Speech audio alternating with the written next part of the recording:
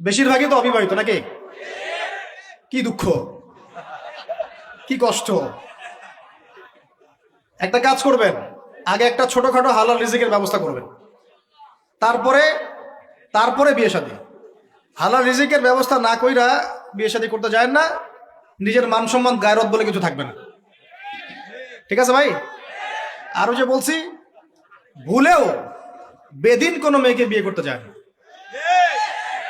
দিনদার মেয়ে খুঁজবেন, আর দিনদার মেয়ে তো বাইরে সার্টিফিকেট লেবাস দেখে বোঝা যাবে না আসলে। এটা আপনাকে খোঁজখবর নিতে হবে, দেখতে হবে তার পরিবার কেমন, ব্যাকগ্রাউন্ড কেমন, মা কেমন, ইত্যাদি ইত্যাদি, তার কোয়ালিফিকেশন কেমন, এবং পাত্রী দেখেও নিবেন। পাশাপাশি আল্লাহর কাছে দোয়া করতে হবে বেশি করে। কি করতে হবে?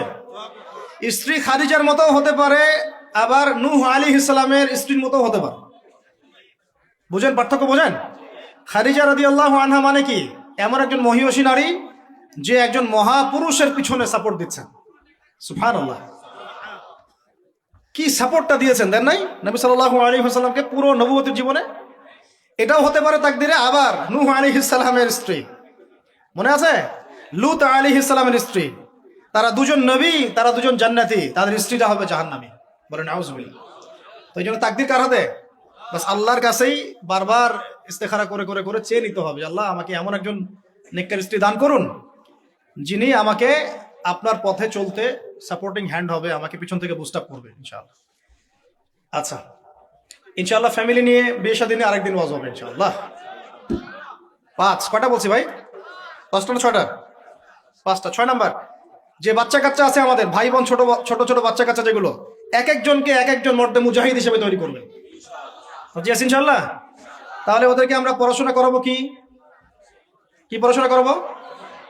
হ্যাঁ, কি পড়াবেন? হামটি টামটি নাকি Jack and Jill went up the hill, twinkle twinkle? কি পড়াবেন? ওর কচি মাথাটাকে তো সবাই নষ্ট করে ফেলতেছেন।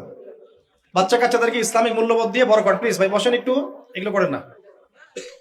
শেষ করতে দেন, পরিবেশটা বজায় রাখেন। আর 4টা পয়েন্ট, কটা? 6টা বলছি না? 7 নাম্বার হচ্ছে, আল্লাহ পাক আমাদেরকে প্রতিভা দিয়েছেন না সবাইকে?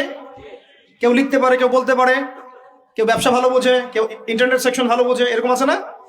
আল্লাহ পাক আপনাকে যা দিয়েছেন ওইটাকেই দিনের জন্য কাজে লাগাবেন। রাজি আছেন? 8 নাম্বার, আমাদের প্রত্যেক পরিবারের মা বোনদেরকে খাস পর্দা রাখতে হবে। নাস্তিকরা কি বলে বলুক, সেগুলারটা কি বলে বলুক, ইউনিভার্সিটি টিচার কি বলে বলুক, নেকাব খুলতে বাধ্য করে কি করে করুক, আপনি আপনার পরিবারকে পর্দা রাখবেন। যদি ওদিকে দেখেন যে কোনোভাবেই কাজ হচ্ছে না, ওই জগৎ ছেড়ে দিয়ে বাসায় চলে আসে। দরকার নেই, দরকার নেই পড়াশোনা। আমি আমার মেয়েকে মাদ্রাসায় পড়াবো, দরকার নেই আমার ওই পড়াশোনা। ঠিক আছে? প্রয়োজনে নিজে প্রতিষ্ঠান করে আপনার সন্তানকে পড়াবেন। আপনার সামর্থ্য আছে, নিজে প্রতিষ্ঠান করেন, করে সন্তানকে পড়াশোনা করেন ইনশাআল্লাহ। আগে কি প্রতিষ্ঠান ছিল নাকি? যে যুগটা সোনালী যুগ, ওই যুগে কোনো শিক্ষা প্রতিষ্ঠানই ছিল না। মানুষ ওস্তাদের কাছে ম্যান টু ম্যান পড়তো। একজনের কাছে কোরআন, একজনের কাছে হাদিস, একজনের কাছে উসুল, একজনের কাছে আরবি, এভাবে পড়তো মানুষ। ওরা মানুষ হয় নাই? তো এখন পরিবেশ গড়ে তোলার ফিকির করবো। যদি না পারি, আমার সন্তানকে আমি ইসলামিক লাইনে পড়াবো ইনশাআল্লাহ। সামর্থ্য থাকলে নতুন নতুন প্রতিষ্ঠান গড়ে তুলবো ইনশাআল্লাহ। আল্লাহ পাক তৌফিক দান করুন। কয়টা বললাম? 8টা? 8টা না 9টা? 8টা। 9 নাম্বার হচ্ছে, সৎ কাজে আদেশ করব, অসৎ কাজে নিষেধ করব। একজনের দায়িত্ব না। আচ্ছা, এই উম্মর দায়িত্ব আমার উপরে? এই উম্মতের দায়িত্ব আব্দুল মালিক সাহেবের উপরে? এই উম্মতের দায়িত্ব কি আল্লামা তৌকির উসমানী সাহেবের উপরে? কার উপর দায়িত্ব বলেন তো? সবার দায়িত্ব আছে না? সবাই মিলে এই যে আমর বিল মারুফ এবং নাহি আনিল মুনকারের কাজ করবো ইনশাআল্লাহ। আল্লাহর রাস্তায় সময় দিবেন, দাওয়াতের মেহনত করবেন, তাবলীগের মেহনত করবেন ইনশাআল্লাহ। আল্লাহ কবুল করুন, আমিন। আর 10 নাম্বার হচ্ছে, আমরা উম্মতের মধ্যে কোনো বিভক্তি সৃষ্টি করব না।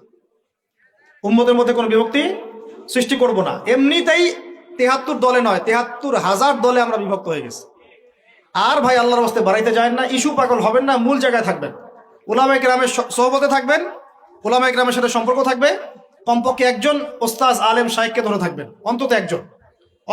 আর যদি অনেক থাকে তাহলে তো আলহামদুলিল্লাহ। উম্মার মধ্যে বিভক্তি সৃষ্টি করবেন না, ফাটল বাড়াবেন না।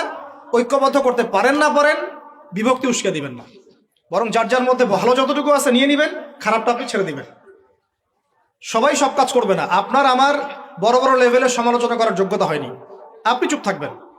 তারা তাদের মধ্যে কি করছে না করছে এটা আপনার দেখতে হবে না। সবাইকেই স্ট্যাটাস দিতে হবে না, সবাইকেই লিখতে হবে না, সবাইকেই বলতে হবে না।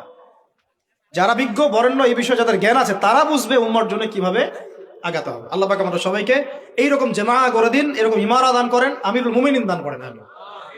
আল্লাহ পাক আমাদের সবার মধ্যে যে ভুল বোঝাবুঝি এগুলো দূর করে দেন।